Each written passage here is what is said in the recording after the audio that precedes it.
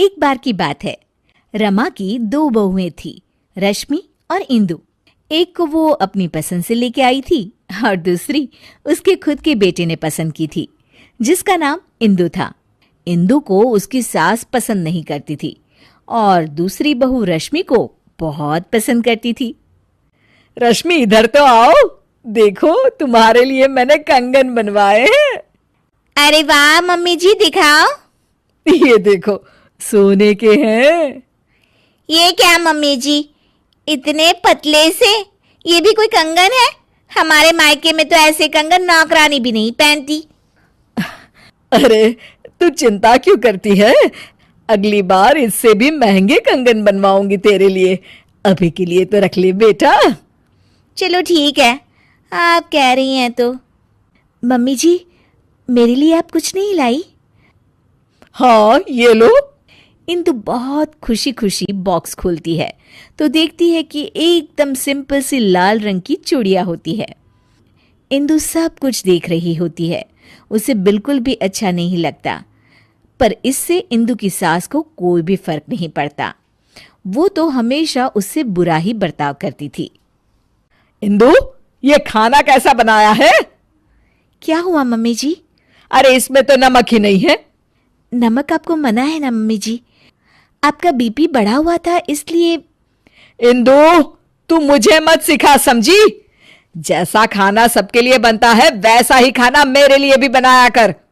सासू माँ की डांट खाकर इंदु अपने कमरे में आ जाती है और हम देखते हैं कि वो कोई आम लड़की नहीं है, बल्कि उसके पास सुपर पावर है। चुटकी बजाती है और कमरा अपने आप साफ हो जाता है। पर घर के सारे काम वो अपने आप ही करती थी। सफाई करना, कपड़े धोना, खाना बनाना, ये सब उसने बहू बनने के लिए सीख लिया था। इंदु, एक काम तुम ठीक से नहीं करती। अरे मैंने तुमसे कहा था कि पीली साड़ी प्रेस करके रखना और तुमने लाल वाली कर दी। सॉरी मम्मी जी, घर में इतना सारा काम होता है, मुझसे गलती हो गई। कितना काम होता है सब दिखता है मुझे। तो फिर आपको ये क्यों नहीं दिखता कि रश्मि दीदी तो कोई भी काम नहीं करती? उससे तुम अपनी बराबरी मत करो, समझी? क्यों मम्मी जी, मैंने ऐसा क्या किया है जो आप मेरे साथ ऐसा बर्ताव करती हैं? तुम उसकी जगह कभी नहीं ले सकती। उसे मैं पसंद करके लाई थी और तुम। मैं क्या मम्मी जी, रुक क्यों गई? तभी वहां रश्मि आ जाती है। तुम तो अनाथ थी, समझी? वो तो आकाश भैया पता नहीं कहां से तुम्हें पसंद करके लाए और हमारे ऊपर थोप दिया। इंदु को ये सब सुनकर बहुत बुरा लगता है और वो अपने कमरे में चली जाती है। फूट फूट कर रोने लगती है। इतने में अचानक उसकी माँ की रूह उसके सामने आ जाती है।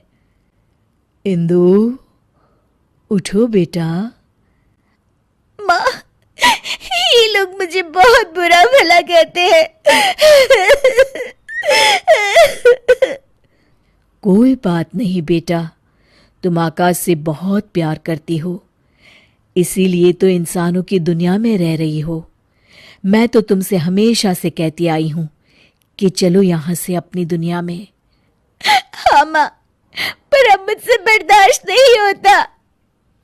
तो चलो मेरे साथ वापस हमारी अपनी दुनिया में इंदु। हाँ माँ, मैं आपके साथ ही जाना चाहती हूँ। तुमने सच में मन बना लिया है ना बेटा? हाँ माँ, मैं आपके साथ ही जाऊंगी। इंदु अपनी माँ के साथ वापस जा ही रही होती है कि तभी उसे कुछ बुरा होने का एहसास होता है। एक मिनट माँ, मुझे लग रहा है कि कुछ बुरा होने वाला है। इंदु भागते भागते बाहर आती है तो देखती है कि सासू माँ सीढ़ियों से उतर रही होती है और उनका पैर फिसलने ही वाला होता है।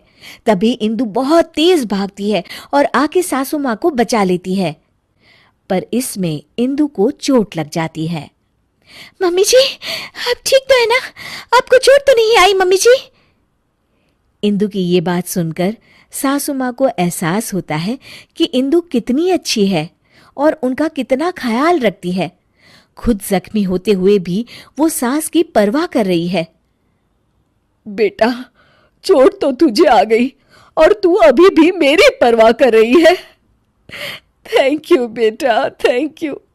अगर तू न होती तो न जाने क्या होता। नहीं नहीं मम्मी जी, जब तक मैं हूं आपको कुछ नहीं होगा। मुझे माफ कर देना बहू, मैंने हमेशा तेरे साथ बहुत बुरा बर्ताव किया। अरे नहीं मम्मी जी, प्लीज आप इस तरह माफी मत मांगिए। इंदु, इधर तो आओ बहू। जी मम्मी जी। ये लो तुम्हारे लिए। ये क्या है मम्मी जी? इंदु बॉक्स खोलती है तो उसमें सोने के कंगन होते हैं। मेरी फेवरेट बहू के लिए एक तोहफा। इंदु खुश हो जाती है और अपनी सास के गले लग जाती है। Thank you mummy ji.